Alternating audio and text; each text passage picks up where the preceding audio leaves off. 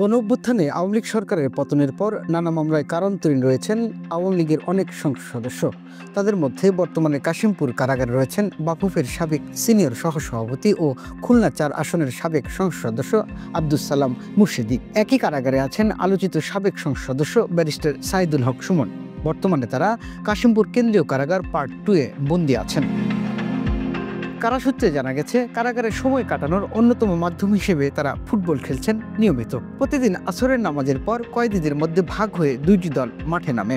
সেখানে খেলোয়াড় হিসেবে অংশ নিচ্ছেন এই 2 সাবেক সংসদ সদস্য।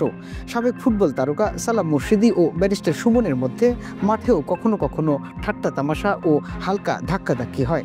কারা কর্মকর্তারা জানান, প্রায়ই খেলার ছলে তারা একজন আরেকজনের সঙ্গে ইচ্ছাকৃত ধাক্কা লাগান। একদিন খেলার সময় সালাম মুর্শেদী ব্যারিস্টার সুমনের পায়ে ফাউল করেন।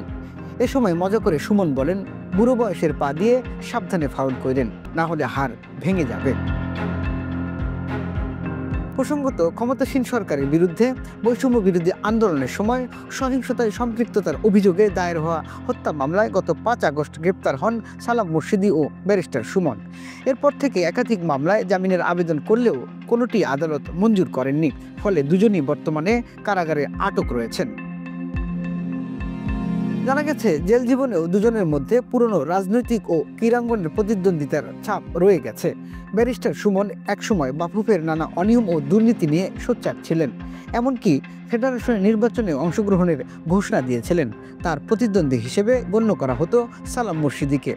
কারাগারের মাঠে ফুটবল খেলার ছলে সেই প্রতিদ্বন্দ্বিতারই স্মৃতি যেন আবার ফিরে আসে। টুটুল রহমান, খবর সংযোগ।